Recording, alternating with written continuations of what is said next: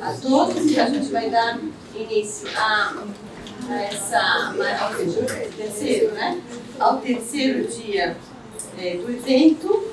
Lembrando que hoje temos 3 atividades, né? Uma mesa pela manhã, que é agora que a gente vai dar início, uma mesa à tarde e hoje, depois, no final do dia, temos o lançamento de livros. Na verdade, o lançamento de livros que são 9 livros.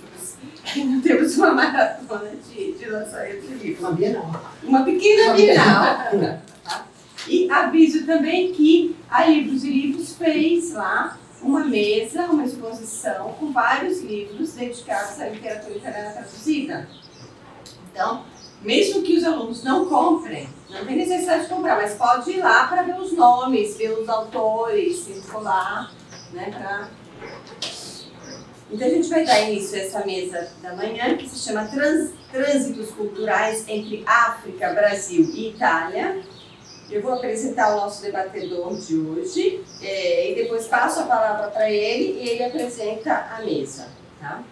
Então a gente tem como debatedor o Breno Fernandes, que parece jovem, mas já tem um currículo bem extenso e bastante variado. Então, é graduado em jornalismo e letras vernáculas, mestrado em relações internacionais e doutorado em literatura. Atualmente desenvolve um pós-doutorado aqui na pós-graduação em literatura da UFSC com uma pesquisa sobre o diabo chego. É ficcionista, ganhador de diversos prêmios, redator de obras paradidáticas para o ensino fundamental e médio, algumas delas selecionadas pelo Programa Nacional do Livro Didático, jornalista com experiência em jornalismo cultural para crianças.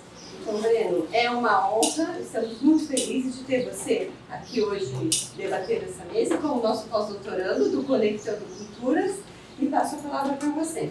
Obrigado, Patrícia. Obrigado a todos pela presença. O segredo de parecer jovem é vender. Bom, vai ser mais delongas, eu estou aqui para escutar pessoas incríveis que eu tenho aqui ao meu lado. Vou apresentar cada uma antes que eles introduzam as suas falas. Então, o primeiro a falar hoje vai ser o professor Gianluca Marques, que é professor de literatura portuguesa e brasileira na Universidade Roma III, onde coordena a Cátedra Camões, a PJD Saramago e a Cátedra Agostinho Neto. Ele escreveu livros, ensaios e artigos sobre autores, obras e movimentos literários portugueses, brasileiros e lusófonos. Organizou antologias de contos da língua portuguesa e traduziu para o italiano obras de autores angolanos, brasileiros, moçambicanos e portugueses. Professor Jorge, antes de você começar, quero dizer que eu tenho a desagradabilíssima função de ser aquela pessoa que vai dizer faltam 3 minutos. Mas fora isso, fique à vontade. Obrigado, Breno. E queria, antes de mais, agradecer os organizadores desse encontro e, especialmente, dizer o prazer que é sempre para mim voltar à UFSC e participar, ter tido a possibilidade de participar no projeto Conectando Culturas, que, sinceramente, acho que permitiu uma troca, um convívio entre pesquisadores e amigos que foi realmente agradável. Então, eu começo com um grazie muito amplo, plural, que estendo a todos vocês também por estar num dia de chuva aqui de manhã bem cedo para mim, não sei se é para mim Tempo e Contratempo em Itália, no Brasil, de um poeta angolano. Ao longo do século XX, a experiência do exílio atravessou a poesia de língua portuguesa de diversas formas. Como consequência inevitável para muitos intelectuais portugueses, angolanos e brasileiros, que tiveram a desventura de se confrontar, respectivamente, com a longa e sombria época do salazarismo em Portugal, com a violência colonial e a repressão dos movimentos de libertação nas colônias africanas e, finalmente, com o autoritarismo de um Estado que, na ferocidade da ditadura militar, teve a sua manifestação mais extrema. A esse respeito, a biografia do poeta e militante nacionalista angolano Fernando Costa Andrade pode ser considerada exemplar. A 30 de setembro de 1961, o escritor teve que abandonar Portugal apenas 24 horas antes que fosse emitido um mandado de captura contra ele. E poucos anos mais tarde, a 8 de abril de 1964, foi preso no Brasil no âmbito das primeiras ações repressivas após o golpe de Estado. Entre a fuga do Portugal salazarista e a prisão em São Paulo, um ano de exílio em Itália, cantado nos versos reunidos no volume Tempo Angolano em Itália, que Costa Andrade vai publicar no Brasil em 1963. Se boa parte da produção poética de Costa Andrade representa o maior documento épico da Primeira Guerra de Libertação angolana, os versos reunidos em Tempo Angolano em Itália podem ser considerados um pequeno cancioneiro do primeiro ano de exílio no país transalpino. Trata-se de 28 poemas, na sua maioria curtos, numerados e sem título, dos quais o primeiro se centra na fuga de trem de Lisboa na noite de 30 de setembro para 1º de outubro de 61.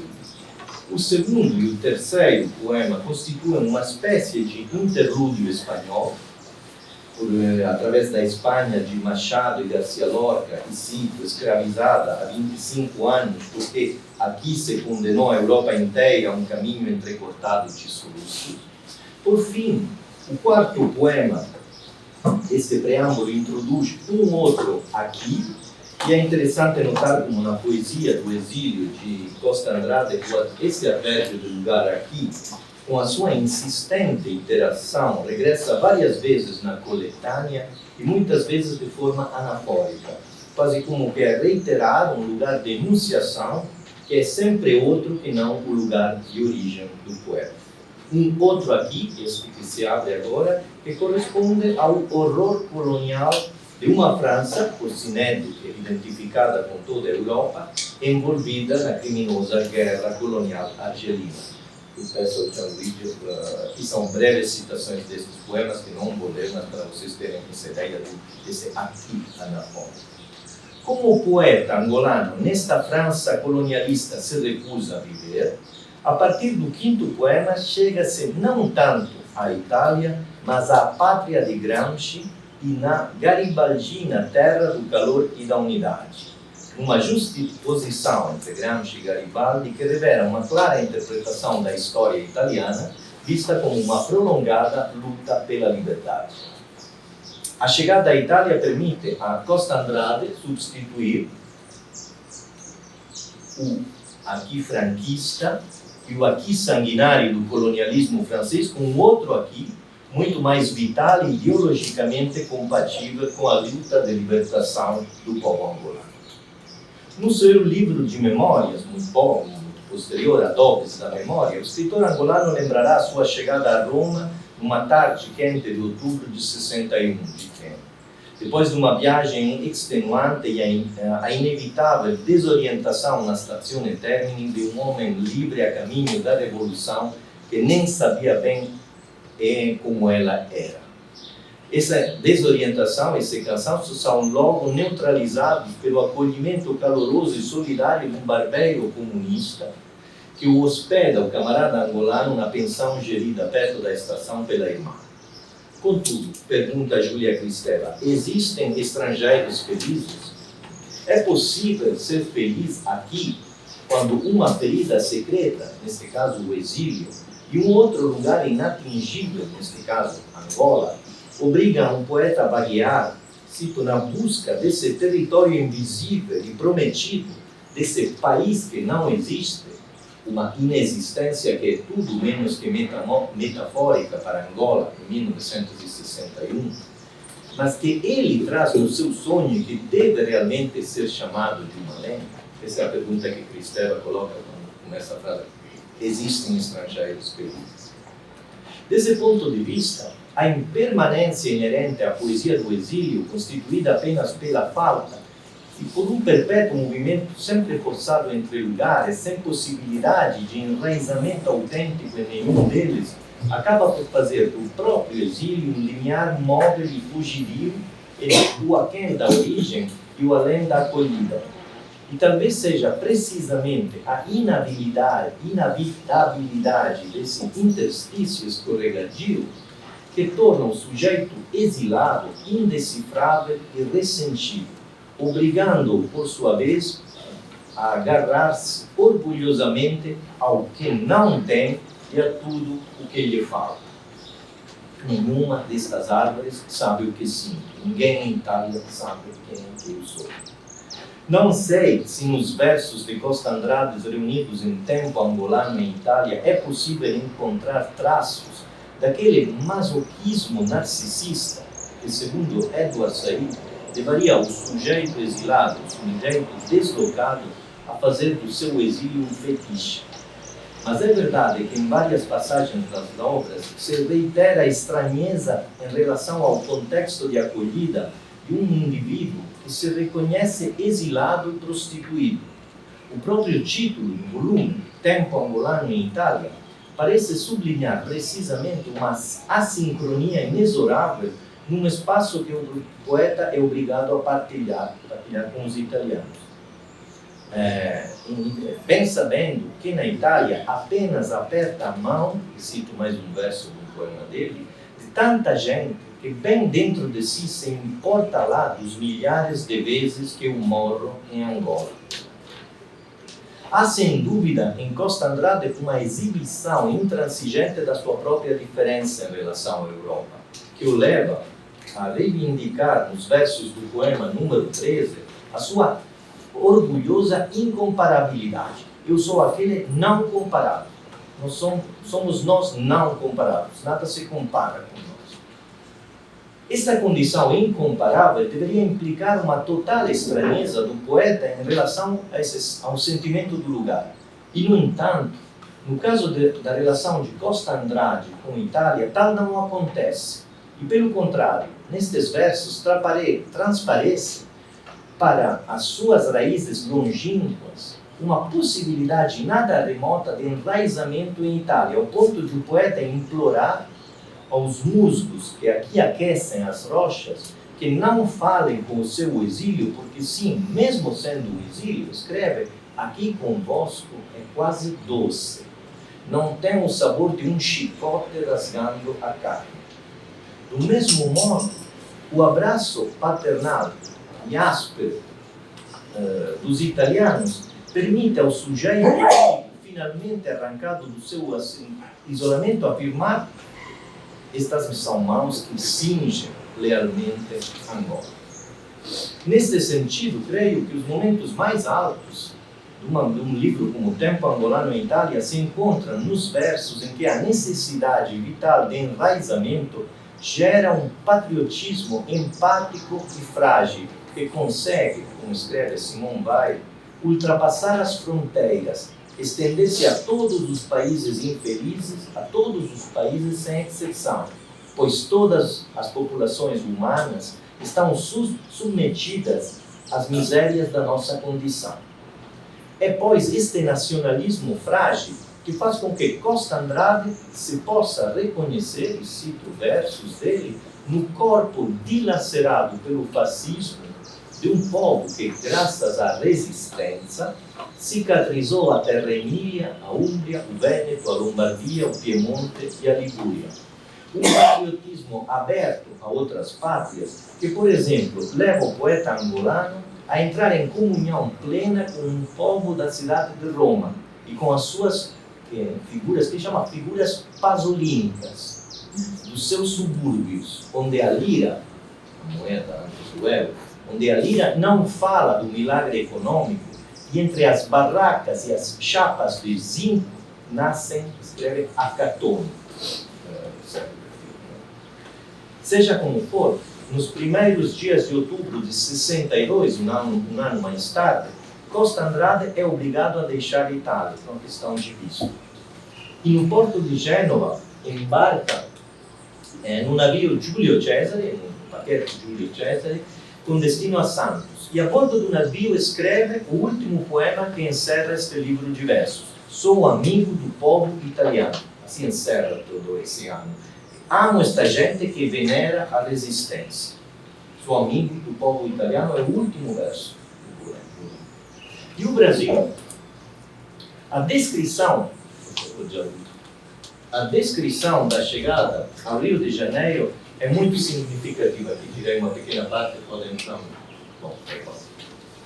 podem ler só a parte de grito. Porque é significativa porque de alguma maneira reafirma a condição de alinhamento própria do sujeito exilado, mas abre a uma vaga possibilidade de enraizamento também no Brasil. Sim, há um pouco de Luanda no Rio de Janeiro. Enraizamento como já se dera em Itália e que por poucos meses também se dará no Brasil. Esta visão de Luanda fora da geografia, Luanda no Rio, lembra, os versos que tem ao lado, o poema número 19 da recolha Tempo Angolano em Itália, dedicado à cidade de Gênova. Gênova, vista de longe, de muito longe, parece Luanda. Muito longe de Gênova. Costa Andrade acha que Gênova, vista de longe, parece Luanda. Bom, mas também Rio parece Luanda, pode parecer Luanda. Não é Luanda, mas pode. Bom, mais tarde, a chegada a São Paulo, porque esse é o destino de Costa Andrade, como escreverá nas suas memórias, será o começo de uma vida nova. A luta pela legalização da presença do poeta no território brasileiro, os estudos universitários de arquitetura e, sobretudo, o estabelecimento de contatos para a atividade política no Brasil em nome do Movimento pela Libertação de Angola, o MPLA. Atividade que levará um militante angolano a estreitar relações com os mais relevantes anti-salazaristas portugueses, em exílio também, ativos no Brasil.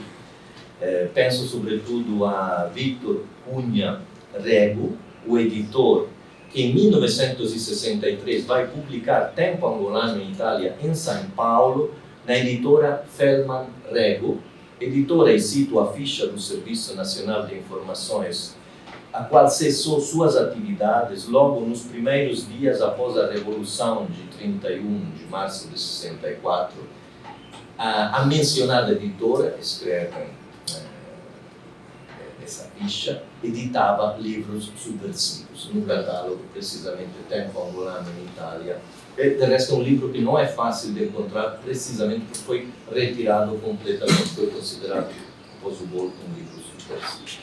Bom, então, Victor Cunha Rego, que é o responsável pela publicação deste livro na Selman Rego, mas também João Manuel Tito, vou dizer a português, João Manuel Tito de Moraes, fundador da Unidade Democrática Portuguesa, e o jornalista Miguel Urbano Tavares Rodrigues. Esses são os principais anti-salazaristas ativos no Brasil. Além disso, junto com o jornalista brasileiro do estado de São Paulo, Fernando Augusto Albuquerque Mourão, Fernando Costa Andrade vai integrar o grupo que vai dar origem ao movimento afro-brasileiro por libertação de Angola, o MABLA, que, para pressionar o governo brasileiro a romper a aliança com Portugal, operação nada simples nos primeiros anos 60, devido ao desconhecimento, escreve Costa Andrade, da sociedade brasileira da época sobre a realidade africana, a presença de agentes da PIDE, da Polícia Secreta Portuguesa, no território brasileiro e, sobretudo, afirma Costa Andrade, há uma certa influência exercida pela comunidade brasileira, portuguesa, na imprensa brasileira. Então não era fácil, de alguma maneira, promover a luta de libertação das colônias portuguesas. Bom, de qualquer maneira, Fernando Costa Andrade, como fez também, tinha feito também em Itália ao longo do ano 61, 62, também entre 63 e 64, vai criar ações midiáticas e efetivas para sensibilizar a opinião pública brasileira a apoiar a luta de independência das colônias portuguesas em África, principalmente Angola. Assim como já tinha feito ao longo de várias cidades italianas, Costa Andrade participa em diversas atividades caracterizadas por um forte viés pedagógico, conferências, ministra toda uma série de conferências, e diplomático, entre as quais se destaca o encontro no Itamaraty com o ministro das Relações Exteriores, que na época era Santiago Dantas, e com Hermes Lima, na época juiz do Supremo Tribunal. na mesma perspectiva de divulgar a situação em Angola, concede várias entrevistas, sendo a mais significativa, esse é Costa Andrade na altura em que está no Brasil, sendo a mais significativa a que publica o jornal Última Hora, a 14 de fevereiro de 1964. Faltam poucas semanas ao golpe. E aqui tem uma breve citação que explica o que é que os estudantes, os militantes angolanos procuravam no Brasil. Como poderão imaginar, tudo o que procuravam no Brasil até fevereiro de 64, poucas semanas mais tarde, não vão encontrar. O golpe de 64 vai mudar completamente o cenário político, acabando qualquer forma de solidariedade do governo brasileiro para com as reivindicações dos nacionalistas africanos. Ainda no 1º de abril de 64, Costa Andrade é logo preso, no 1º de abril. Lembra nas suas memórias, às 15 horas do dia 1 de abril de 64, 3 polícias apaisanas algemaram-me. É solto 2 dias mais tarde, mas na mesma semana vai novamente parar na cadeia no dia 8 de abril, onde vai ficar, desta vez durante mais de 1 mês e meio, em cela de isolamento. Como assinala Viviane Souza e Lima, que estudou, digamos, o caso dos estudantes africanos presos no Brasil durante as primeiras semanas após o golpe, a prisão dos nacionalistas africanos e portugueses anti-salazaristas repercutiu fora do Brasil. Agostinho Neto, o presidente do Senegal, Leopold Senghor, até o jornal francês Le Monde, denunciaram publicamente a repressão do governo brasileiro contra os estudantes africanos. Muitos deles estavam no Brasil com bolsas de estudos concedidas pelo governo brasileiro. Não é o caso de Costa Andrade. E graças também à intervenção de Júlio Mesquita Filho, na época proprietário e diretor do Estado de São Paulo, Costa Andrade é libertado e convidado a abandonar o Brasil o mais rapidamente possível, o que faz para regressar à Itália durante um brevíssimo tempo e continuar o seu exílio na Iugoslávia, na Bulgária. Vão ser vários os anos do exílio de Costa Andrade. Nas suas memórias escreve, e já concluo: deixei atrás, no Porto de Santos, uma parte de mim. Isso vai ser escrever décadas mais tarde. Mas o que ficou, sobretudo, foi um interessantíssimo livro de poemas, Tempo Angolano em Itália, que eu convido, sobretudo quem trabalha, é um escritor angolano, mas é um livro sobre Itália, sobre uma certa visão de Itália. Que como Tempo Angolano em Itália, que como escreve Fernando Albuquerque Mourão na orelha do livro, representa o elo de ligação entre uma poesia de circunstância, uma poesia de luta, engajada ao processo de luta, e uma outra poesia ritmada, escreve Albuquerque Mourão, na linguagem nova do futuro. É importante assinalar que durante o seu ano em Itália, Costa Andrade entra em contato com vanguardistas, escritores dos grupos de vanguarda e pintores. Costa Andrade é também um artista plástico e entra em contato especialmente com artistas ligados à cidade de Gênova. E sendo que é um dos primeiros artistas de arte concreta angolano. Os primeiros poemas concretos escritos por um escritor angolano são de Costa Andrade, não dentro do Tempo Angolano em Itália, mas enfim, há uma componente dessa linguagem nova do futuro que, de alguma maneira, Costa Andrade traz para a literatura angolana através de Itália e do Brasil. Os 28 poemas deste livro, escrito em Itália por um poeta angolano e publicado no Brasil por um editor português, são, ao meu ver, um exemplo de cultura sob assédio, só para lembrar o tema dos seminários italianos do nosso projeto.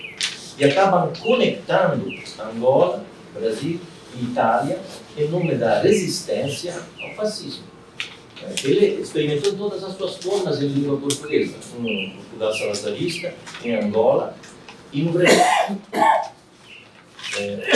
Pena é apenas só, e já concluo, é que as dificuldades e as agruras do exílio, mais 4 anos do exílio, e as dificuldades da guerra militar, regressado em Angola, Costa Andrade vai participar ativamente na frente de guerra, na frente leste em Angola, não tenham permitido ao poeta satisfazer o último pedido do amigo brasileiro. Ao abandonares o Brasil, agora para ti, terra de exílio, e antes que cantes o grande dia, o dia da independência de Angola, não deixes de escrever Tempo Angolano no Brasil. E felizmente não deu, não existe Tempo Angolano no Brasil, mas convido a ler Tempo Angolano em Itália. Obrigado.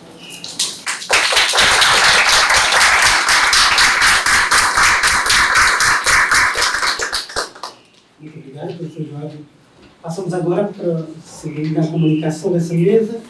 A professora Júlia, ela ensina italiano e português no Departamento de Língua e Literatura da Universidade de Michigan. E seu livro intitulado A Colônia Italiana de São Paulo, Identidade Racial, Classe e Capital Cultural, que vai sair pela Fordham University Press em 2025, recupera a produção discursiva de uma identidade italiana moderna e racializada na São Paulo no início do século XX do Brasil. Obrigada. E muito obrigada pelo convite, por conhecer a Andrea. E para mim é incrível estar aqui junto com colegas que trabalham nesse encontros, né, entre a Itália e o Brasil.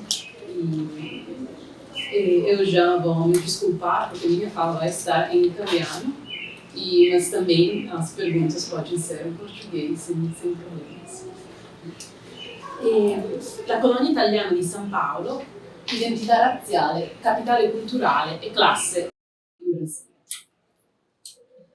Quando e dove gli italiani hanno iniziato a essere considerati? Il mio libro, La colonia italiana di San Paolo, identità razziale, classe, capitale culturale in Brasile, suggerisce un luogo e un tempo per alcuni improbabili. San Paolo, Brasile, all'inizio del XX secolo. In questa breve presentazione prenderò in esame gli aspetti più significativi del mio libro, offrendoci un sommario dei vari capitoli. Prima però vorrei spiegare le ragioni della mia domanda. Dopotutto, la presunta bianchezza degli italiani potrebbe sembrare, almeno ad alcuni di voi, un'ovvietà transistorica. Altri ancora potrebbero chiedersi, come molti storici e letterati italianisti hanno fatto e continuano a fare, se gli italiani siano davvero diventati bianchi. In un volume collettaneo pubblicato nel 2003, gli studiosi di Italian American Studies, Jennifer Guglielmo e Salvatore Salerno, si sono chiesti in maniera provocatoria: Are Italians white? Il loro obiettivo era quello di analizzare un'ansia persistente e a volte inespressa sull'ambiguità razziale degli italiani, su quello che la critica letteraria Tatiana Petrovic-Liego ha definito il doppio status razziale degli italiani. Questa ambiguità razziale, come sottolinea la Guglielmo nel suo contributo alla raccolta, crea un paradosso preoccupante. Da un lato, la discriminazione di matrice razziale nei confronti degli italiani, in particolare in Nord America, permette agli italiani di rivendicare lo status di vittime insieme alle persone di colore. Dall'altro, oscura l'accesso degli italiani, a volte precario ma comunque reale, ai privilegi razziali dei bianchi che hanno permesso il loro successo, in particolare rispetto ai neri e ai latini, consentendo agli italiani di minimizzare la persistenza del razzismo e delle disuguaglianze strutturali e di presentarsi al tempo stesso come membri di una minoranza moderna. La discrepanza tra il modo in cui gli italiani venivano classificati sulla carta negli Stati Uniti e il modo in cui venivano trattati nella vita quotidiana offre forse una delle migliori illustrazioni della costruzione sociale della razza. In questo caso la razza è ciò che per Bourdieu chiamerebbe una categoria simbolica, in contrapposizione a una realtà biologica o scientifica. Rifacendomi a questa definizione di Bourdieu, intendo precisare che considero la bianchezza e la nerezza categorie artificiali che cambiano costantemente in quanto sono il risultato di precise trasformazioni storiche, economiche e sociali. Piuttosto che trattare la razza e le categorie razziali come assiomatiche o stabili, le intendo dunque come prodotti di processi contingenti che si svolgono in gran parte nel regno della produzione culturale, dove poi acquistano la patina di senso comune. Oltre all'incapacità di agire in accordo con i dettami culturali della bianchezza, definiti dalle elite anglo-protestanti americane, la prolungata vicinanza degli italiani in termini di colore, classe e geografia agli afroamericani minacciava anche di minare la loro bianchezza. Questo spiega perché gli italoamericani hanno faticato così tanto a distanziarsi da questi spazi una volta che ne avevano i mezzi e perché, quando non ne avevano, sono talvolta ricorsi alla violenza per impedire l'invasione da parte di persone nere e di colore di quello che percepivano come il loro legittimo territorio razziale e etnico. Un'analoga ansia razziale e il desiderio di affermare una specifica identità bianca animavano la vita politica e culturale in Italia a causa della vicinanza del paese, sia in termini geografici che storici, all'Africa. Pertanto gli italiani, sia negli Stati Uniti che in Italia, costruivano la loro bianchezza disconoscendo fanaticamente le loro implicazioni reali e immaginarie con la nerezza e l'africanità. Una mistura di razzismo scientifico e fallimento imperiale ha contribuito a creare la mitologia dell'ambiguità razziale e del doppio status razziale degli italiani. Di conseguenza, anche in Italia, gli italiani hanno dovuto fare i conti con le ansie razziali relative al loro posto all'interno dell'ordine europeo. E, come nel caso degli italoamericani, gli italiani in Italia spesso usano il loro status di subalternità rispetto al nord Europa e la loro storia relativamente modesta di colonialismo per minimizzare o sviare l'attenzione dai crimini e dalle mancanze della nazione, in particolare sulla questione razziale. Se nel caso degli italoamericani negli Stati Uniti l'ambiguità razziale percepita porta spesso molti di loro ad abbracciare il mito della minoranza modello, nel caso degli italiani in Italia porta spesso ad affermare che loro non vedono il colore della pelle, una forma di ideologia razziale chiamata color blindness, tradotto letteralmente come daltonismo razziale. In effetti, uno dei ritornelli comuni che si sentono in risposta alle affermazioni secondo cui il razzismo, in particolare quello diretto verso le persone di origine africana, permea la società italiana, è semplicemente la razza non esiste in Italia. Certo, come categoria ufficiale o nozione di persona, questo è vero. Eppure, le idee del nazionalismo razziale bianco hanno profondamente plasmato la storia politica italiana e le diffuse assunzioni culturali su chi o cosa si qualifica come autenticamente italiano. Insieme a numerosi studiosi e studiose della razza in Italia, sono interessata a capire come il senso di pregiudizio e di inferiorità razziale degli italiani abbia permesso di occultare il lungo processo di conflazione dell'italianità con la bianchezza e il conseguente razzismo che ne deriva. Ed è in questo panorama interdisciplinare e transatlantico che si colloca la mia ricerca sugli italiani a San Paolo.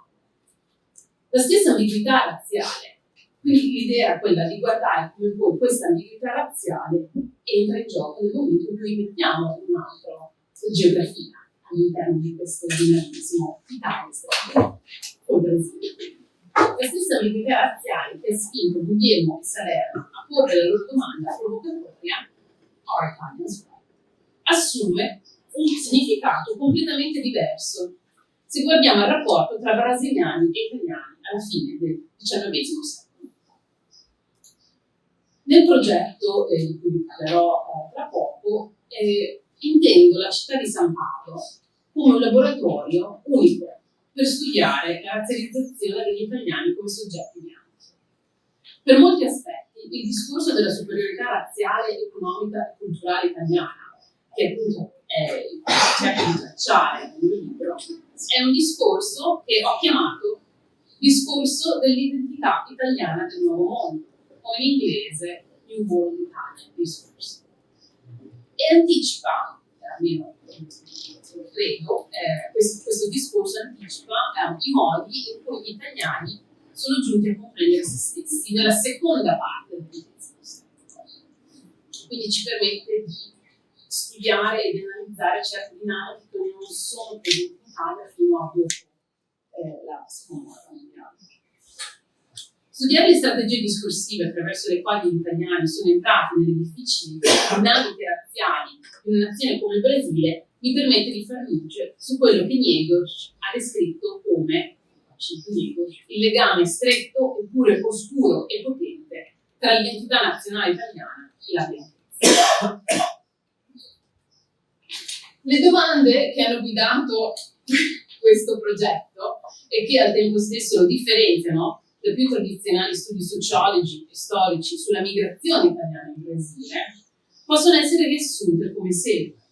Quali forme letterarie hanno utilizzato gli autori e autrici italiani e brasiliani per ricostruire l'identità italiana in Brasile e per rappresentare il rapporto multiforme tra gli italiani e la città di San Paolo? In che modo le opere di questi autori e autrici registrano la gerarchia razziale brasiliana che lega l'italianità alla bianchezza? Secondo quali modalità le loro pratiche discorsive sono servite per mantenere o sovvertire le pretese di superiorità razziale, economica e culturale degli italiani a San Paolo? Permettetevi ora di offrirvi una panoramica dei capitoli che compongono il libro Blanc e Dunisco. Scusate, io non sono molto brava a fare PowerPoint, comunque sono qui, erano 3 slide. Qua abbiamo la panoramica dei capitoli.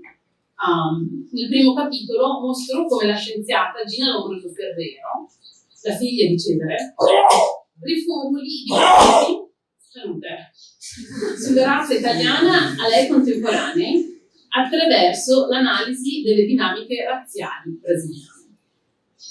All'indomani della sconfitta militare italiana ad Adua, in Etiopia, nel 1896 emerge una profonda ansia razziale nella letteratura italiana di viaggio sul Brasile, dedicata al Brasile. Sebbene gli imperialisti italiani elogino San Paolo come colonia italiana moderna, essi tuttavia condannano il lavoro svolto dai colonos e appunto tendono a paragonare i lavoratori italiani nei campi di caffè agli schiavi di discendenza africana. Il resoconto di viaggio nell'America meridionale di Lombroso Ferrero propone una soluzione all'ansia razziale provocata da queste circostanze. In particolare, tramite la forma del diario di viaggio, che, come ci dice la studiosa Mary Louise Pratt, costituisce la forma letteraria esemplare dei progetti imperialistici, l'autrice, Gina Lombroso, riesce a riabilitare l'immagine degli italiani in Brasile, dipingendoli non come colonos, ma come moderni colonizzatori. Quindi c'è un cambiamento di semantica. Nel secondo capitolo, invece, mi concentro sullo scrittore modernista brasiliano Antônio de Alcântara Machado e sul ciclo di racconti Brás Vestido e mostro come Alcântara Machado cristallizza il discorso dell'identità italiana del nuovo mondo che appunto Lombroso Ferrero aveva coltivato nelle sue percezioni sul Brasile. La forma del racconto, che nelle mani di Machado diventa un vero e proprio quotidiano nel senso di fondo, e ricordandoci un po' anche Manhattan Transfers di John Spasso, e quindi entrando in un discorso più ampio di multilateralismo globale, ci spinge a concentrarci sulla totalità delle storie, piuttosto che sulla loro frammentarietà. Inoltre, tramite la forma del quotidiano, Machado riecheggia il ruolo fondamentale che la stampa italiana ha svolto a San Paolo. Da un lato, l'autore vuole incorporare questi italo-paulistani in un insieme coerente, pur però mantenendoli frammentati. Dall'altro, assorbe e abbellisce il foglio etnico in modo da allinearlo maggiormente a un discorso paulistano più ampio. Sia nel suo contenuto che nella sua forma, Brás Vestido Barrafusa materializza la tensione fra assimilazione e alterità che anima l'incontro tra gli italiani e la città di San Paolo. L'opera canonica di Alcántara Machado consacra così la cultura italiana di San Paolo come una delle correnti principali della linfa vitale del modernismo letterario brasiliano e per estensione dell'identità nazionale. Il terzo capitolo analizza le colonne satiriche di José Correa Leite, un giornalista e attivista afro-brasiliano che aveva trascorso la sua infanzia e adolescenza lavorando e vivendo con una famiglia italiana a Bexiga. Leite scriveva queste vignette sotto lo pseudonimo di João P. Carreta, un fittizio parvenu italiano che parla il patois italo-portoghese che Leite aveva imparato come prima lingua. Queste vignette, e la prima si intitola I perché un suono nazionale, quindi nella prima versione di queste vignette, quindi è Carretta che si chiede perché non sono una scena nazionale. Queste vignette pubblicate sul foglio afro-brasiliano Clarim lodavano e deridevano allo stesso tempo l'identità italiana moderna e bianca, celebrata dai modernisti e dai nazionalisti. Quindi attraverso la satira Leite talks back, quindi sfida diciamo con l'identità italiana, rivendicandola non solo per sé, ma anche più in generale per gli afro-brasiliani di San Paolo. Leite sfida quindi il discorso che eleva gli italiani ad alfieri della superiorità razziale bianca, adattando le nozioni di nazionalismo economico, culturale e razziale italiano alle esigenze della comunità nera della città. Il quarto capitolo esamina i saggi politici e l'autobiografia di un importante politico brasiliano di origini italiane, Miguel Reale. Reale, un politico brasiliano, cofondatore del partito fascista brasiliano Ação Integralista Brasileira nel 1932 e aperto sostenitore della dittatura militare istituita nel 1964. In molti fu il primo a scrivere una collezione di saggi in cui appunto spiegava il perché fosse una rivoluzione, imperativos della rivoluzione di marzo. Nel corso della sua autobiografia, Reale non solo utilizza spesso espressioni colloquiali italiane, ma addirittura afferma la sua eredità italiana paragonandosi direttamente al pilastro delle lettere italiane. Quindi questi sono due volumi autobiografici in cui si copre circa 80 anni più o meno di storia politica brasiliana, che però sono pieni di espressioni colloquiali, di colloquialismi italiani e appunto un continuo riimmaginarsi cioè immaginarsi un poeta esiliato che fatica per prima creare un'idea di nazione. È molto interessante quello che Reale fa in queste Reale trasforma il discorso quindi dell'identità italiana del nuovo mondo in una pericolosa arma ideologica, intrecciandolo con progetti politici e autoritari come il fascismo e il militarismo. Il nazionalismo culturale italiano, che ha plasmato la formazione emotiva, sociale e intellettuale di Reale, che studia nel prestigioso Collegio Dante Alighieri di San Paolo, praticamente durante gli anni della fascistizzazione delle scuole sia italiane che scuole italiane all'estero. Quindi questa sua formazione contribuisce notevolmente alla sua versione di nazionalismo brasiliano. Questo duplice, quindi, senso di realtà nazionale si allinea con il significato prodotto dall'Associazione degli Italiani con bianchezza e modernità al loro arrivo in Brasile. Nel quinto capitolo, invece, concludo con il best-seller Zélia Gattai, Anarchistas Graças a Deus. Non poteva non esserci questo testo, credo, in questo libro. E a prima vista potrebbe sembrare che le esperienze raccontate dalla Gattai siano in diretto contrasto con le narrazioni più conservatrici che ho studiato fino adesso in questo libro, che appunto ribadiscono la superiorità culturale, razziale ed economica degli italiani a San Paolo. Tuttavia, non è necessariamente così. Propongo di leggere Anarchistas come una ricapitolazione di tutti i significati prodotti da e attraverso quel discorso.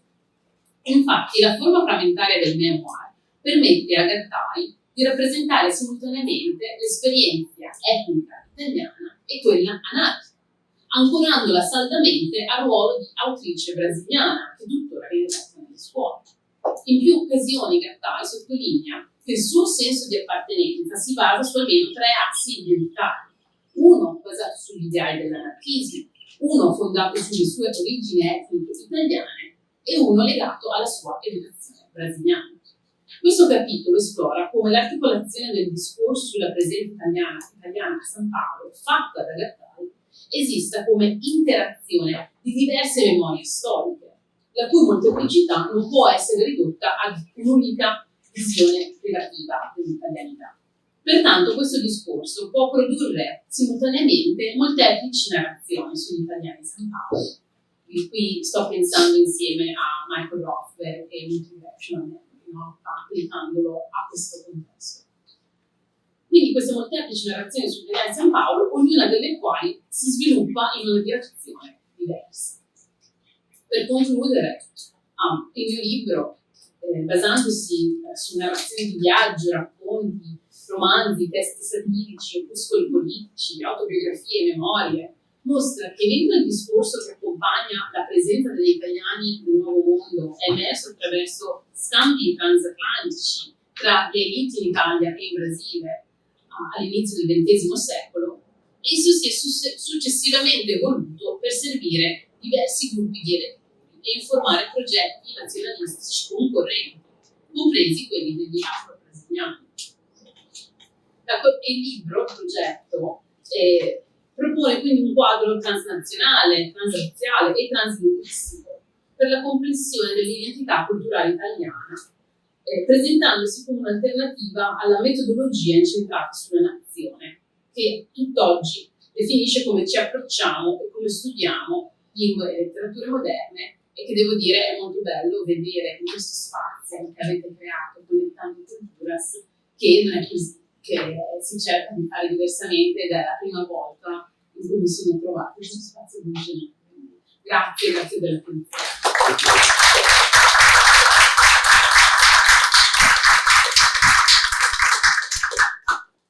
Obrigado, professora Júlia. Bom, vamos à terceira comunicação dessa mesa, que vai ser apresentada pela professora Luciana Cadu, que é livre docente em literatura italiana e professora de literatura italiana na USP. Publicou estudos e ensaios de traduções na área de literatura italiana e da recepção e tradução dessa literatura italiana no Brasil, e organizou edições em tradução brasileira de poesia do século XX contemporânea, além de antologias de contos e de novelas italianas. Por favor, fica à vontade. Obrigada a todos, obrigada a presença, obrigada aos organizadores desse encontro. Como eu disse, a primeira vez que a gente não é a primeira vez que a gente se encontra, é o contrário. A gente tem o privilégio de estar aqui há muito tempo para ensinar os gigantescos do nosso filho, dessa equipe de Fleury. Então, muito obrigada pelo prazer de muito estimulante esse contato, essa possibilidade de trocar ideias e experiências. Então, eu vou falar do Boccaccio em Cordel, aí, o ciclo erótico burlesco. Essas primeiras slides são só uma amostra da importância da presença do presente em todas as capas de edições brasileiras. E, particularmente, eu queria mostrar a prevalência do filão erótico burlesco, inclusive nas traduções.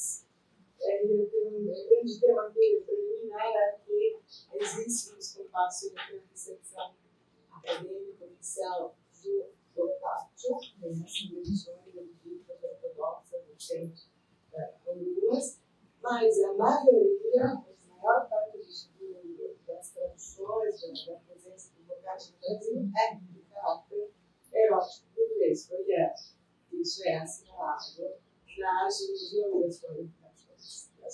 coleções, nos títulos, nas ilustrações, então isso é o começo. Mas aí eu vou passar para o tema, que é essa forma de difusão do mercado no Brasil, que é a transcrição, a adaptação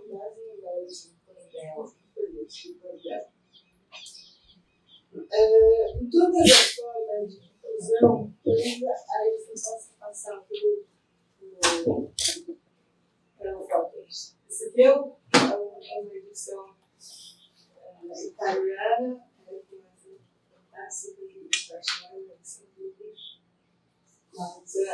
que foi a tradução brasileira final do Decameron ilustrada, saiu em 56, pela Imagem Fonte Grande. Então, mas também essas ilustrações mostram o mesmo fato, que o que interessa ao nível comercial, ao nível da grande difusão, o que interessa esse interesse pelo amor sexual e tal, representado no mercado. Então, aqui são os 10 folhetos que eu consegui. Né? São todos os que eu consegui, acho que são praticamente todos que existem. Não achei menção de outros. Então, de todas as formas de difusão do Decameron no Brasil, a adaptação ou recriação em cordel é a que conecta as linguagens e culturas mais diferentes entre si e mais aproxima do leitor popular, menos letrado e mais independente do critério de adesão ao texto-fonte do que o segundo leitor tradicional da obra local. A editora Luzeiro, que sempre foi e agora é com certeza a maior editora brasileira de cordel, lançou 10 novelas do Decameron em cordel, todas lidas de chave erótica, exceto uma, que é a novela de... Essa aqui é a única novela que fez esse ciclo em que apresenta um tipo de mulher diferente. Essa mulher fez parte muito possível também do José, que a donzela Sábia, que é virtuosa, é vítima, caminhada, consegue também uma mulher forte, mas é o contrário, é uma mulher virtuosa, é o contrário da mulher dos anos. Vai ver que é uma mulher desembaraçada, sensual, traiçoeira, etc. Então, mas para além dessas diferentes mulheres, você pode pensar em outras para os nossos mais para trás. A ciência da mulher é obviamente importante, mas o princípio que eu quero dizer é que o filme erótico do cordel é uma leitura do Boccaccio, é uma leitura transgressiva, obsessiva, monotemática e limitante da abordagem boccacciana como homossexual do sexo. O folheto resultante do recorte é um empobrecimento estratégico declarado sem brutal no texto gótico. O que resta do Decameron no cordel? Resta prosa e enredos. Quando você faz esse estudo, você percebe que os enredos do Decameron são geniais. Funciona muito bem. Produtos geniais da arte combinatória e cômica do Boccaccio, que apresenta as mais variadas situações em que podem se encontrar os seres humanos em busca de prazer sexual contra qualquer impedimento ou autoridade. Cordelistas do Boccaccio compartilham o mesmo respeito e simpatia pela lei, pela natureza do desejo sexual. O vigor dos enredos decameronianos, elaborados nos cordéis eróticos, confirma um acerto na seleção do cordelista, que encontrou material perfeito para sua obra. Interessa aos cordelistas a ocasião de se falar de amor sensual, tema socialmente habitado e proibido. Interessam especialmente as ocasiões, frequentemente representadas no Decameron, e transgressões de vários tipos que podem se dar nas relações amorosas. A sensualidade nas escrituras decameronianas do cordel se torna quase sempre obscena. Na acepção do vocabulário, obscena é uma oferta de pudor. E é mais explicitamente do que no Decameron, é mais explicitamente carnavalizada no cordel. É o locus perfeito daquilo que Bakhtin chamou de orientação para baixo material, corporal, da inversão das crenças, dos valores e, por fim, do cômico como oposição ao sério, que é o domínio da autoridade. Embora o recorte erótico seja extremamente comum, quase totalizante, englobe grande parte das escrituras decameronianas no mundo, na literatura, no cinema e em todos os meios, a crítica acadêmica, especialmente a italiana, a que mais se dedica ao estudo do Boccaccio, considera o assunto espinhoso e, em geral, o evita. Mas o entusiasmo e a abundância das leituras eróticas, inclusive as que beiram a pornografia, como essas dos folhetos de cordel, apontam para a maciça presença do tema no Decameron, impondo a necessidade de enfrentar a sua existência. Passando para os cordéis, a literatura ambulante de cordel, essa é uma definição do Silvio Romero, não é mais nem ambulante nem de cordel, porque é mais tardinho, né? Mas nasce no Brasil no começo do século XIX e seu mais antigo repertório deriva diretamente da literatura popular de Portugal, com aqueles fabulários árabes, ibéricos, francos, os cavaleiros de Carlos Magno.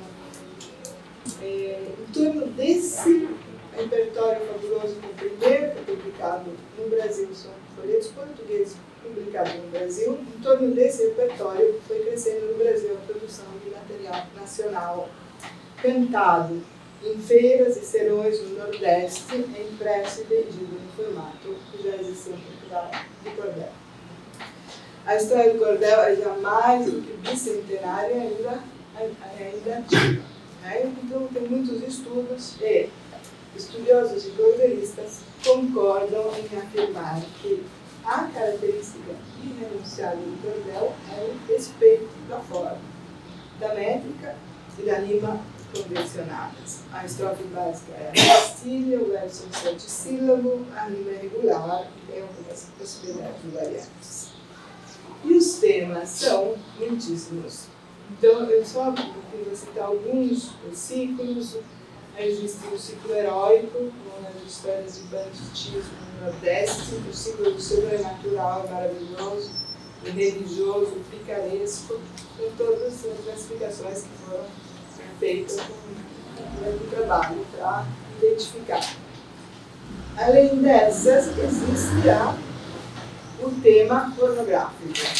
Exatamente pornográfico é o nome, a denominação do ciclo, segundo uma classificação do seu Maynard Araújo. Outra classificação chama isso de o ciclo de safadeza e putaria. Então, quer dizer que na história do cordel, o ciclo erótico burlesco de derivação decameroniana não é um caso único. É um ciclo dentro de um ciclo. É um fenômeno bastante importante. Em visita à editora Luzeiro, em São Paulo, consegui esses folhetos que foram compostos entre o final dos anos 70 e 1984. Essa informação. Porque o autor morreu. Então, depois de 84, acabou essa safra. E esse, então, eram folhetos ainda dirigidos ao público aquele antigo, das feiras, das praças, das bancas de jornais, à margem da cultura institucionalizada. Hoje está outro panorama na internet. Mudou bastante. Então, de acordo com a tradição do cordel, todas as novelas respeitam a forma convencionada, tem toda uma forma respeitada. E 5 desses folhetos que eu consegui têm a indicação do autor, Marco Moro, que é o pseudônimo do Hélio Cavenaghi, que foi paulistano, professor de português, que morreu em 1984. E foi revisor de cordéis da editora e autor de outros folhetos de caráter erótico, não. Suas adaptações decameronianas são muito livres e, de regra, criam para seus personagens nomes e ambientes brasileiros. Todos os casos são contados com lucidez e coerência, embora aproveite uma mínima parte da novela de Boccaccio, é claro que o cordelista a leu. Entendeu? Porque é muito difícil na novela. Mas, em geral, o leitor do Decameron, que fui eu, não consegue identificar o texto-fonte. Ele tem que tu dá bastante para entender qual que é a novela. A traidora traída. Cada modelo eu tive que marcar, né, qual que é essa novela estudar, porque os nomes são diferentes, os lugares, é tudo brasileiro, exceto aquela novela da Genebra, que é um caso à parte. Mas a dificuldade em identificar a novela original, a do Boccaccio,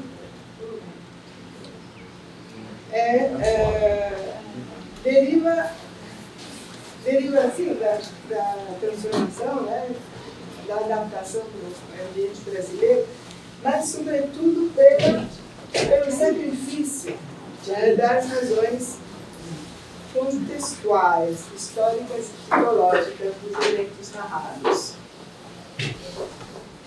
O enredo é conservado, mas quase tudo é reduzido à representação extremamente prolixa e monótona dos atos e desejos sexuais. Esses ocupam boa parte dos folhetos e cancelam qualquer caracterização individual do personagem e comportamento. O que é típico de muita literatura licenciosa. A identidade dos protagonistas é irrelevante. O que importa é o desejo antissexual nomeado e descrito repetitivamente, mas não estão. De uma forma para isso que é a infinita monotonia do obsceno. Mas aqui eu vou cortar e resumir. A diferença entre a literatura licenciosa, eu tive que colocar considerando um escritor erótico, não licencioso, isso é uma coisa discutível, é que enquanto os cordeiristas que são licenciosos fazem das manifestações do desejo e do ato sexual clichê que se repete, não iguais, elas têm muita variação, muita fantasia, mas se repetem e é um interesse todo ali. O Boccaccio lança a mão frequentemente de obscenidade, mas o faz de cada uma um evento único, inserido em uma situação única. Então, funcionário da história, só não é o fim. Né? A qualidade dos folhetos desse ciclo da Ruggiero é um pouco melhor do que se poderia imaginar, apesar da sua obsessão monotemática e sua fastidiosa monotonia. A linguagem é vivaz. Esse autor é um professor de português, né? Ele é um revisor, então, acho que em geral é um estranho, você não espera, mas tem uma qualidade aí. A linguagem é vivaz, precisa, ágil, rica de termos não apenas chulos, alterna continuamente narração dos fluxos diretos. O léxico é correto e pertinente, a sintaxe é típica do cordel, em que cada estrofe fecha um período e os períodos são rápidos e fluentes, composto evidentemente por um profissional da arte do cordel. Narrador e personagens falam uma linguagem popular, natural, direta e maliciosa, cômica por vocação. Temos que mostrar só duas falas cômicas. Você pode passar de um folheto, vamos ver qual que aparece primeiro. Aqui, não sei se dá para, pode ser essa aqui, né? Essa aqui é uma fala que se caracteriza pela absoluta não pertinência. Essas cestilhas são pronunciadas por um personagem chamado Severino Arromba Greta, no folheto Dona Serita e seus três machos. Essa fala não tem nenhuma correspondência com qualquer fala dos personagens da novela do Boccaccio. Essa é um acréscimo autônomo, criativo e impertinente do cordeirista. Então ele fala da grande satisfação sexual que ele teve e diz: eu, morrendo depois disso, morro de boca fechada. Não reclamo, te agradeço essa morte abençoada. Quem recebeu do melhor não pode pedir mais nada. Chegando às portas do céu, berro com voz decidida: abra as portas, meu São Pedro, minha entrada é permitida. Aqui vem para o paraíso, um morto feliz da vida. Eu acho bastante cômico. O seguinte, também achei muito divertido, só que é o contrário. É um caso em que a caracterização é pertinente. É uma caracterização do personagem da Lisette, que era vaidosa, que foi massacrada pelo Boccaccio num folheto que é Amante do Anjo. seria a novela do Franco Alberto. O Franco Alberto que seduz a Madonna Elisabetta, contando sobre a vaidade dela. E acho que é isso aqui, né? Aí o trechinho marido, fale a verdade. Mentira, nem quero meia. Como não posso me ver, quero opinião alheia. Quando gosmo inveja dos olhos, desse jeito, fico feia. Então, esse aqui é um caso em que ele está realmente pegando personagem, né? Mas não é caracterização.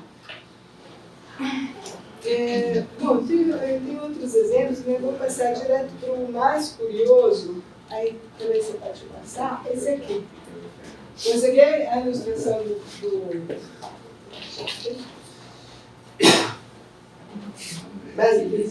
Nossa, perdi o nome dele. Tudo bem, o ilustrador lá do Boccaccio, de 55, 56. E essa aqui é a capa do folheto. O caso mais curioso é o interesse despertado pela novela 9 e 10 de Cameron, conhecida como a novela de Don Gianni, que simula a metamorfose por encantamento de uma égua e mulher, para duplo uso do marido, compadre Pietro. Segundo Arlindo Pinto de Souza, editor da Ligeiro, o folheto inspirado nessa novela foi o mais vendido, e o seu título, A Mulher que Queria Ser Égua, dá nome inteira à safra erótica de cameroniana, conhecida informalmente como Coleção da Égua. Ainda que só por sua espetacular obscenidade, a novela não podia deixar de atrair a atenção do cordelista, que aliás que escolheram uma novela para cada jornada, então estavam querendo contemplar tudo, né? Além disso, a novela de Boccaccio pode aludir aos olhos do cantador nordestino à zoofilia, um dos tabus mais severos da nossa cultura, ou dos amores, paixões e relações sexuais entre homens e animais. O tema é tratado amplamente. Pode passar para o seguinte? Que esses são a produção dos folhetos sobre o tema. É grande, o homem que largou a mulher para viver com uma jumenta, o homem que se casou com uma égua, a moça que namorou com um bode, a interessante e graciosa história de um marido que trocou a mulher por uma boa inteira. Tem uma grande quantidade. E eu vou parar nesse da iniciação sexual na zona rural, que o Eduardo Nascimento, que ele recebeu no editor, ele me falou disso, né? Esse folheto, após uma longa introdução de caráter geral, caráter informativo sobre os costumes antigos próprios da adolescência, são palavras dele, na zona rural, narra o caso do jovem Valério, que se apaixona e mantém relações sexuais com os animais da fazenda, a galinha, a égua, a cabritinha, a leitoa, mas que, ao chegar da cidade adulta, se corrige, cede aos encantos de uma mulher. Mas conseguiu desvencilhar-se daquele costume bruto, namorando viciou-se no apropriado fruto. Mudou, não? Testando os limites, o cordelista enfrenta qualquer assunto com espírito e fantasia mais ou menos comedidos. Pouco comedidos. O tema da zoofilia oculto, invisível, na novela boccacciana de Don Gianni, é escancarado no cordão do sertão. Encontra leitores atentos. Narram-se costumes antigos, isso são palavras do Barnesi, no folheto. Antigos, mas que merecem atenção.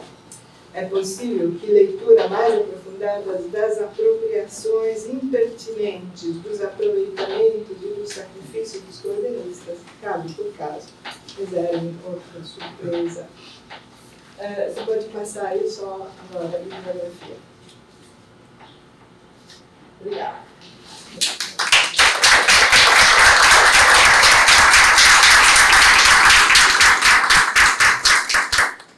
Obrigado, você está fazendo aqui. Antes de abrir o debate, para todos que queiram se manifestar, eu agradecer só para dar meu privilégio de debater e fazer os primeiros comentários às apresentações, tá bom? Eu começo então. No livro Como Viver Junto, O Roland Barthes defende que a utopia da convivência está assentada no conceito de idioritmia, ou seja, a possibilidade de que a gente viva cada um no próprio ritmo, sem que isso nos frustre e sem que o ritmo de um afronte o ritmo do outro. E ritmo, como a gente sabe, é uma marcação do tempo, uma marcação que começa na música, ela produz afetos, efeitos estéticos, e é por isso, em respeito à idioritmia de cada um dos trabalhos aqui, que eu escolhi articulá-los pela chave do tempo. Cada trabalho me fez pensar em uma série de coisas, mas articuladamente eu consigo enxergá-los e também ao projeto como algo que se articula com o tempo. E eu peço 5 minutinhos para falar de cada um, uma consideração para cada. A primeira consideração eu chamei de tempo e a nação. Ao comentar sobre o título do livro, de Costas Grande, professor Jorge, você subia uma assincronia inexorável num espaço que o poeta é obrigado a partilhar. Isso me lembrou Comunidades Imaginadas, do Benedict Anderson, clássico do estudo de nacionalismo, e me lembrou especificamente umas páginas em que ele dedica a refletir sobre como o romance e como o jornal, pensados como formas, teriam resgatado ou ao menos reavivado uma experiência temporal que estava ficando para trás do mundo euro-americano moderno, e que seria a experiência da simultaneidade. Para Anderson, a experiência da simultaneidade ela seria um legado da mentalidade cristã medieval, que não concebia a história como uma cadeia de causas e efeitos, e tampouco imaginava uma separação radical entre passado e presente, que acabaria por comprometer a ideia de futuro também. E é interessante porque ele pensa que o romance e o jornal nos proporcionariam essa experiência de simultaneidade da seguinte forma: o próprio formato do livro, que tem uma capa e uma contracapa, serviriam como fronteiras para que toda aquela multiplicidade que contém as páginas de romance pudessem ser vistos como um todo, um contínuo. E a mesma coisa no formato de jornal. O jornal serviria como que todos os dados que estão espalhados pela página e que dizem respeito a acontecimentos de pessoas que não necessariamente se conhecem ou se afetam diretamente, mas uma vez reunidos ali na página do jornal com um nome e com uma data, dariam essa ideia de simultaneidade pensada como um conjunto. O Anderson diz que essas experiências de simultaneidade, ainda que vividas de uma maneira muito ocasional, elas nos serviriam para nos desviar do tempo histórico, seria o tempo das causalidades, e nos levariam a experimentar o que ele chama de tempo messiânico. E experimentar com alguma frequência essa simultaneidade, ela criaria para a gente uma espécie de raciocínio de que ao meu redor estão sempre acontecendo coisas que estão me afetando, mesmo quando eu não estou a par delas, e isso seria fundamental para podermos conceber uma comunidade imaginada como a nação. E a essa visão eu queria somar as considerações de Homi Bhabha no Local da Cultura, porque, sobretudo naquele capítulo da disseminação, quando ele cita Hobsbawm, ele lembra que a história da nação ocidental moderna é uma história de migrações em massa e de exílios, o que fez com que o próprio ideário da nação viesse a preencher esse vazio deixado pelo desenraizamento. Bhabha desenvolve esse raciocínio de uma maneira que eu não conseguiria resumir aqui, mas ele chega a uma curiosa constatação. Ele chega à conclusão de que a nação poderia ser vista como uma localidade na qual a gente vive em torno da temporalidade. Uma temporalidade, claro, que não é isenta de tensões, porque existiria esse passado mítico que justifica a nação, e que tenta conter e dar um sentido e uma coerência com o nosso presente nacional, mas no nosso presente, no aqui e agora, a gente tem os atos performativos que todos nós elaboramos, e esses atos performativos, eles rasurariam e descontinuariam esse passado mitológico. E nas palavras de Bhabha, ele diz que esse presente performativo, ele instauraria um entretempo. Isso é, um movimento contingente nessa significação que tende ao fechamento da simultaneidade. E o que o seu trabalho me fez ver, professor Jorge, é que a experiência de exílio parece ser uma das maneiras mais contundentes de viver esse entretempo.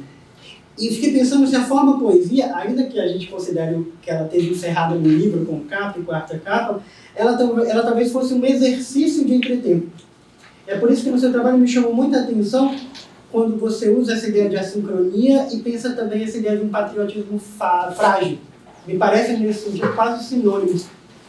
E que eu sempre cito Caetano Veloso quando posso, eu queria terminar essa primeira consideração com um verso dele, da canção O Estrangeiro, na qual ele se coloca num lugar muito interessante. Ele diz num verso: eu menos estrangeiro no lugar que no momento. E eu acho que esse verso é uma forma muito mais competente do que eu teria de provocá-lo a pensar se o termo aqui, que aparece tantas vezes no livro de Costa Andrade, ele não teria implicitamente ou elipticamente um termo agora, sempre a acompanhar. Eu passo a minha segunda consideração, que eu chamei de o tempo de saber. Eu, curiosamente, cresci numa cidadezinha do sertão baiano, onde um dos teóricos com que a professora Lutia dialoga nasceu, que é Riacho de Santana, terra do Marcarelli. Eu acho isso um meteoro. Dois acadêmicos na mesma cidade, tão pequenininho. E é curioso, professora, que lá eu não tenho lembranças de infância do cordel em sua materialidade. Eu já estava vivendo esse momento de transformação. Talvez isso tenha a ver com uma desatenção infantil, um TDAH precoce, uma desmemória, algo assim. Mas também talvez seja o fato de que o sertão tem algumas zonas que não necessariamente têm essa tradição. Mas uma coisa que eu me lembrava bastante enquanto eu ouvia você eram exatamente as narrativas orais, que depois, já adulto, eu veria replicadas nos folhetos de cordel. E seu trabalho me fez pensar, professora Lutia, no quanto essas narrativas elas servem para forjar, junto com as piadas de sacanagem, um espaço simbólico em que essas fantasias sexuais elas pudessem ser comunicadas ou até mesmo elaboradas num contexto onde só se falava publicamente de sexo pela ótica católica do pecado, né? As carolas da minha cidadezinha, quando alguém se deixava ser flagrado na sua face heterótica, ela sempre dizia assim, não sei o que, estava fazendo imoralidade. Imoralidade era a palavra. Inclusive, quando você falou do ciclo da égua, eu me lembrei de uma outra expressão que era bastante usada, que era muito curiosa, quando você queria dizer para alguém, vai caçar o que fazer, vai procurar o que fazer, era vai caçar uma jega. Eu nunca tinha percebido a ambiguidade que é instaurada nesse discurso. E é curioso que tem todas essas formas veladas, então, de comunicar, mas pelas narrativas orais, quando era, por exemplo, o Lampião, que chegava no meio de alguma quermesse, impondo os desejos eróticos dele do bando, ou outro protagonista qualquer, e esse ciclo de banditismo se mesclava ao ciclo erótico, aí era como se a sexualidade tivesse esse alvará para poder ser contada, né? E isso me fez pensar muito na história, no volume 1 da História da Sexualidade de Foucault, em que ele vai dizer que a gente tem cria uma série de formas discursivas para ocultar o sexo, mas ao mesmo tempo para revelar a vontade de saber sobre o sexo. E eu fico me perguntando, eu acho que em coadunação, como você coloca, se essa infinita monotonia do obsceno, ela não seria justamente uma evidência manifesta e reiterada dessa vontade de saber. Uma reiteração que serviria para comunicar exatamente a experiência de comunicar o sexo. E me parece curioso pensar que, então, essas narrativas, sejam nos cordéis, sejam nas narrativas orais, elas instauram um tipo de saber que é totalmente diferente desse tipo de saber da própria cultura sertaneja, que é mais disciplinadora mesmo, né? Um tipo de saber em que as meninas não podem saber até que elas se casem, os meninos não podem saber e nem querer saber até a puberdade. É como se esse tempo de saber instaurado pelos cordéis e pelas narrativas orais, eles tivessem mais a ver com um tipo de vontade, um tempo que é nosso, que é ideologicamente nosso. E me fez pensar muito também no conceito em dois conceitos, na verdade. Um do Michel de Certeau, quando ele vai pensar nesses usos desviantes como formas de resistir à opressão, né? Então, eu acho que é muito interessante pensar como o Decameron, que ajudou a romper com a moral medieval, siga fazendo isso, ainda que muito desgraçadamente, numa região como o sertão, que ainda carrega muitos traços dessa realidade medieval. E um outro conceito que me fez pensar tem a ver com o Milton Santos. O Milton Santos tem um conceito muito interessante chamado de rugosidades, em que ele pensa que rugosidades são marcas impressas, e a ideia da impressão do cordel foi o que me fez pensar no rugosidades, são marcas impressas do passado que persistem no presente, às vezes sendo modificadas para o uso do presente. E eu fiquei me perguntando, a título de provocação, se o Decameron não pode ser visto como uma rugosidade dessa paisagem literária dos folhetos de cordel. E eu passo a minha terceira e última consideração, tá? Que eu chamei de O Tempo que Virá. Eu quero começar citando a Ijala Chego, que é a autora que eu tenho pesquisado, e um romance que ainda não foi traduzido, o La Linea del Colore. Ela tem uma nota de autora no final do livro, em que ela diz o seguinte, professora Júlia, a história que me era ensinada na escola raramente englobava o mundo e as suas interconexões. nos ensinava a história da Itália como se o país estivesse isolado do resto do mundo, e não no centro do Mediterrâneo e de sua complexidade. Nada nos era dito sobre as inúmeras contaminações que as trocas e as conquistas trouxeram para a península. Essa ideia de Giaba de pensar uma Itália atravessada pelas correntes marítimo-culturais me remete muito ao pensamento do Paul Giroir, que estudou o Atlântico Negro, mas eu queria falar de um outro livro do Paul Giroir, menos discutido aqui no Brasil, pelo menos, que se chama Entre Campos, Nações, Culturas e o Fascínio da Raça.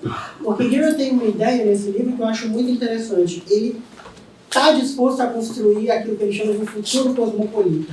Ele diz que para a gente pensar nessa utopia, a gente deveria partir de um ponto em que os sujeitos acabem com a relação ambivalente que tem com a ideia de raça, em prol do que ele chama de devir heterocultural, pós-antropológico e cosmopolita.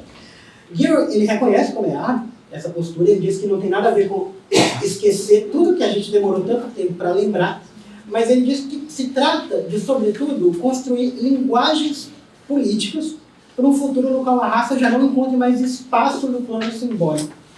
E esse esforço, para ele, requereria um juízo muito cuidadoso sobre que histórias o nosso presente e o nosso futuro heterocultural poderiam acarretar. Nesse sentido, eu fico pensando como a literatura, ela me parece um elemento central de construção desse futuro. E eu penso que os seus exemplos, professora Júlia, trazidos aqui, eles exemplificam otimamente isso. Porque, no caso do patuá antropofágico, do Correia Leite, me parece incrível que um homem preto, no início do século XX, tenha tomado para si a italianidade performaticamente, de alguma maneira antecipando o que Giaba tenta fazer no livro sobre Caetano, fundando para si uma afro-ítalo-brasileiridade. E, ao mesmo tempo, fiquei pensando no Anarquistas Graças a Deus, e nessa sua leitura dele como um memoir fragmentado, e pensando tanto nesse patuá quanto nessa ideia do memoir, me ocorreu que talvez tenhamos alguns exemplos dessa linguagem exaltada por Giroir, essa linguagem política do futuro, nessas formas literárias dos dois casos.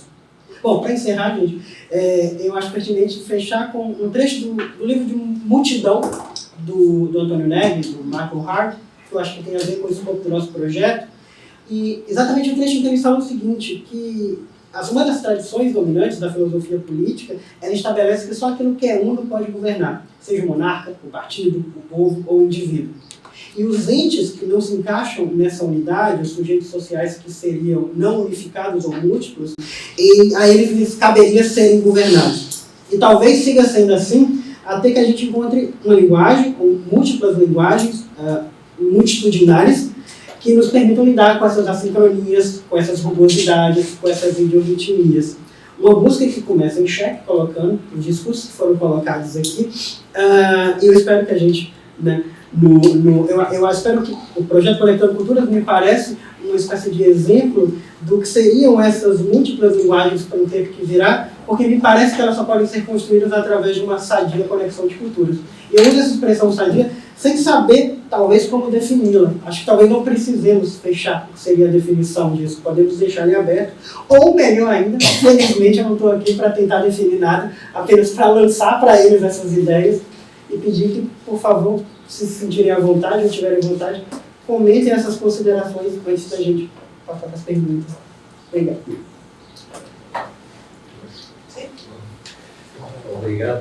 Obrigado, Breno, por essa leitura do meu texto tão estimulante.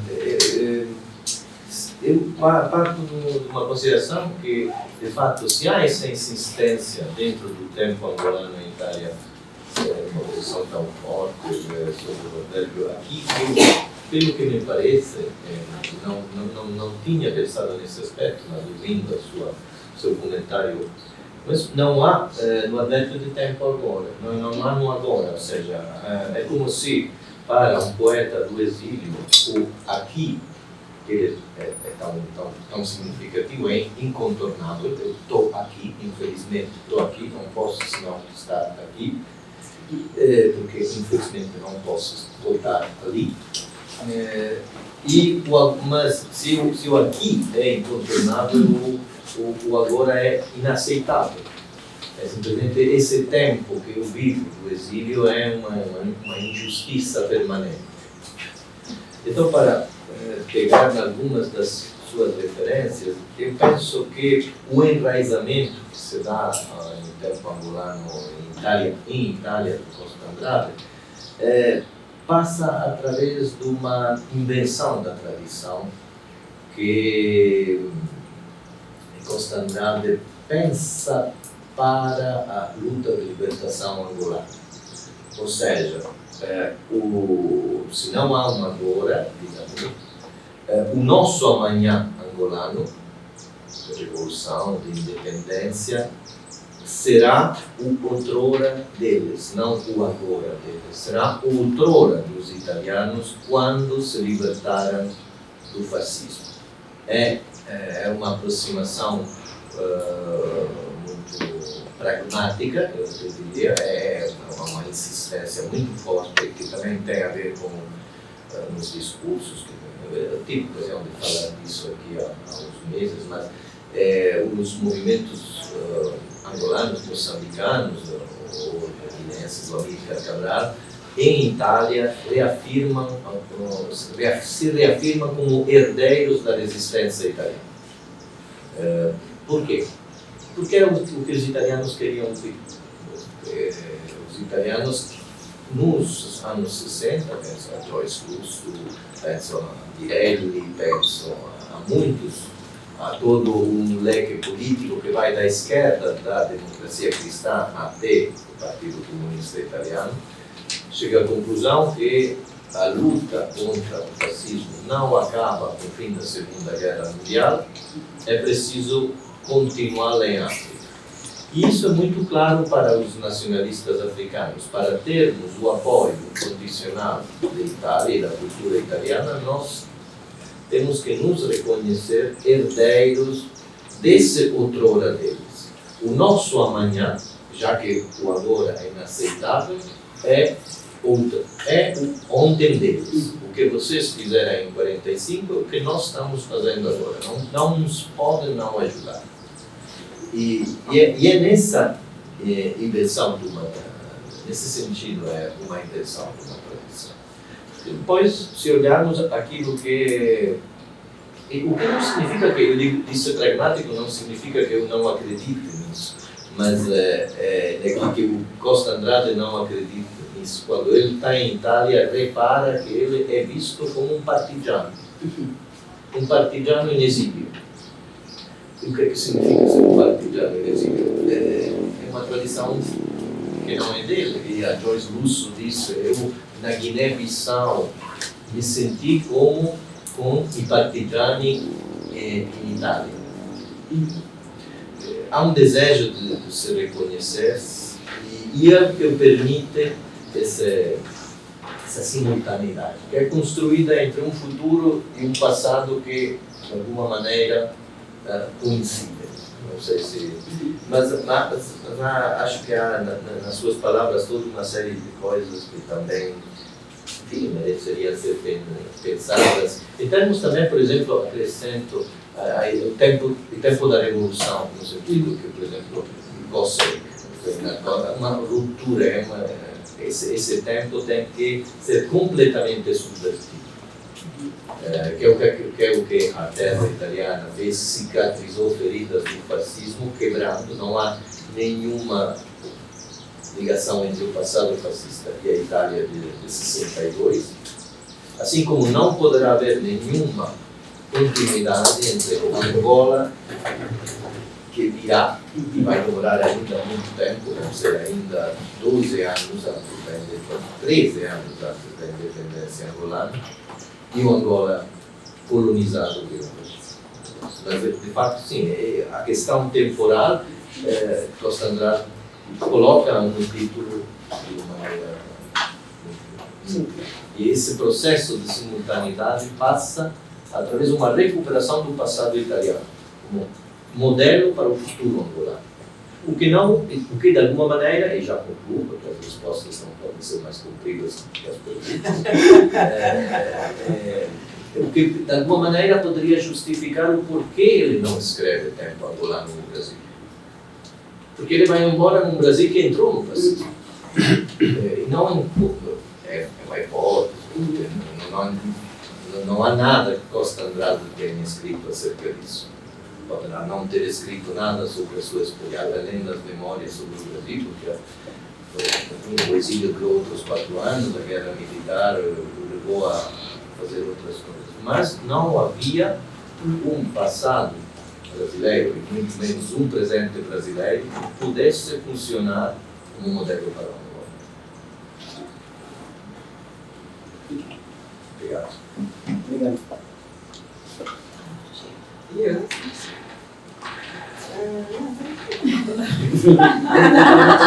No, seguivo l'ordine. L'ordine Grazie. No, seguivo l'ordine della risposta, però grazie, Brigada. Complimenti per aver messo insieme questi 3 paper in una maniera molto convincente. Non era facile. Quindi io terrò la mia risposta molto, molto breve, nel senso che sicuramente quello che scrive Scego nella linea del colore e fa parte, secondo me entra in conversazione con un discorso in Italia che stiamo vedendo adesso, insomma, nascere, e con anche parlando di Paul Gilroy, Black Atlantic, è uscito da qualche anno un volume chiamato Mediterraneo Nero, coordinato da un gruppo di vari accademiche. Non so se ci sia anche una persona che si occupi di letteratura o meno, però è un bellissimo volume in cui praticamente loro utilizzano quello che è la cornice di Gilroy per pensare a quello che è il Mediterraneo Nero.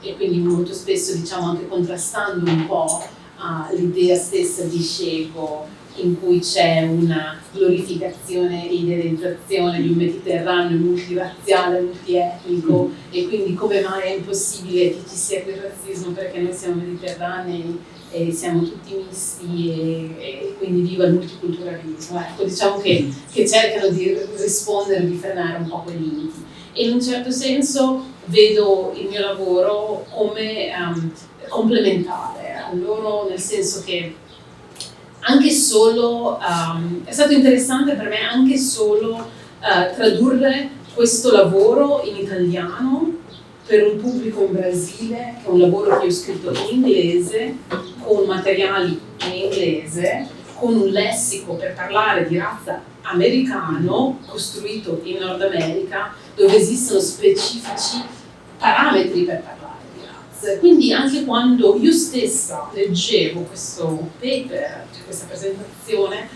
con parole come nerezza, bianchezza, bianco, mi sono resa conto io stessa che non sono abituata a parlare in questo modo quando parlo in italiano, ma quando dico blackness, black, whiteness, mi sento molto più a mio agio.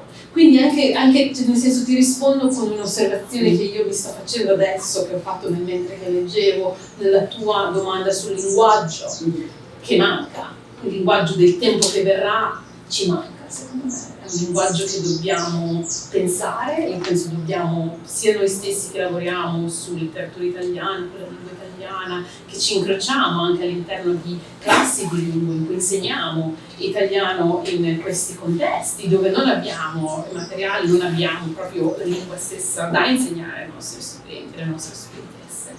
E penso anche che però sia importante in un certo senso portare alla luce questi discorsi che mostrano un'italianità più conservatrice, più fascista, più bianca, e che non è la storia che diciamo complementa la storia, anche mettendomi in conversazione con l'immagine che viene proposta nelle poesie del tempo d'Angolano in Italia, no? Cioè è un'altra parte che ogni tanto magari non viene secondo me studiata nella maniera in cui deve essere studiata, perché comunque esiste un pensiero intellettuale che la produce, e quindi penso che già Bascego abbia fatto un lavoro incredibile già per sensibilizzare, ma soprattutto per portare questo discorso al di fuori anche dell'Italia. perché anche lei stessa, no, lo mette in conversazione sia con gli Stati Uniti che con il Brasile, e quindi in un certo senso creando questa triangolazione in cui inserisce il Brasile dentro a questo discorso più ampio di italiani in America, di italiani nelle Americhe, a parte che in primo luogo completamente i cambi, quelli che sono le percezioni all'interno degli Stati Uniti, di quelli che sono le realtà italiane lì, e soprattutto secondo me crei un cambio epistemologico in cui il Brasile ci offre queste risposte, ci offre queste soluzioni in Italia, quindi anche proprio a livello di creare un dialogo che parta dal Brasile per parlare della realtà italiana. Quindi, obrigado. Grazie, anch'io ti ringrazio, non so come hai fatto a articolare così queste tre cose tanto diverse.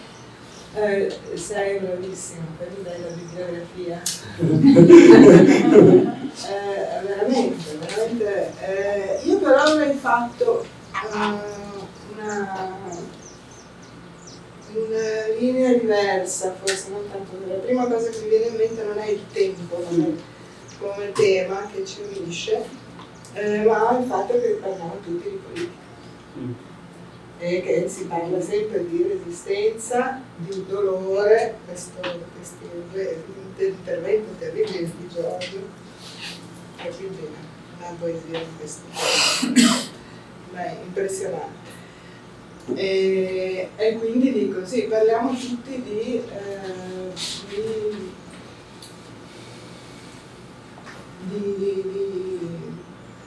cose negative.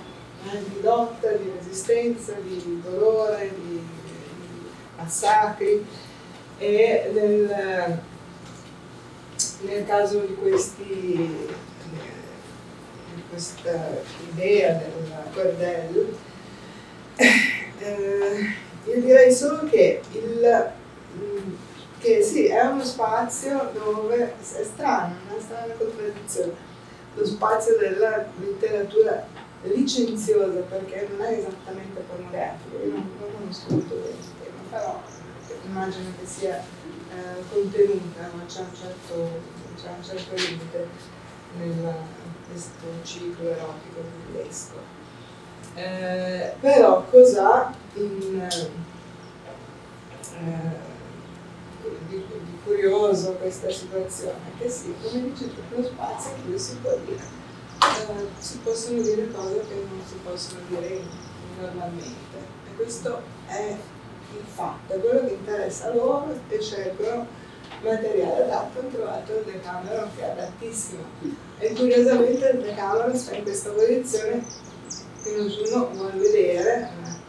Chi scrive su Boccaccio non sceglie mai su queste novelle, sceglie sempre novelle non problematiche, quindi già una cosa, è una questione nella ricezione del Decameron per gli americani, per fare che siano un po' meno chiusi, no? Ma gli italiani proprio non vogliono parlare di cose proibite. Quindi c'è questo spazio che è, parliamo di cose proibite, che è quello del bordellismo. Ora, Boccaccio usa il suo spazio e parla di quello che vuole. Quindi è veramente un scrittore erotico e lo fa senza disturbare. Il Cordel lo fa in modo monotono. Cioè, io dico, non esiste la creatività. Io ho mostrato due momenti della vis comica, perché a me fa ridere. E ci sono tanti posti, tanti luoghi in questi testi dove si vede che questi hanno creatività, spiritosi, usano la lingua, sono testi interessanti, che però sono contaminati da questa esigenza di parlare in modo molto monotono. Sì, ci sono variazioni, però sempre la stessa cosa, e io trovo che questo è un limite misterioso, perché poteva essere, già che sono tanti intelligenti, potevano fare dei bei progetti dove si fanno delle cose illegibili, cioè bisogna non si possa neanche presentare, devi scegliere cosa puoi dire. Quindi io resterei sul mistero. il mistero della monotonia come quello che tu proponi, perché la monotonia c'entra col tempo. Io fermo il tempo qua, infatti non ci sono niente, non ci sono personaggi, non ci sono ambienti, non c'è solo quello. Ha fermato il tempo in una cosa che interessa, non so a chi, c'è il pubblico, no? Per me è un mistero, ti invito a risolverlo, perché sembra che sei un teorico abile. Obrigado. Mas, quero agradecer mais uma vez, professora Júlia, professora Mitia, professor Jorge. Foi uma manhã muito produtiva e o dia segue. Logo depois, à tarde, temos as 2h30? 2h30. Então, a gente se vê.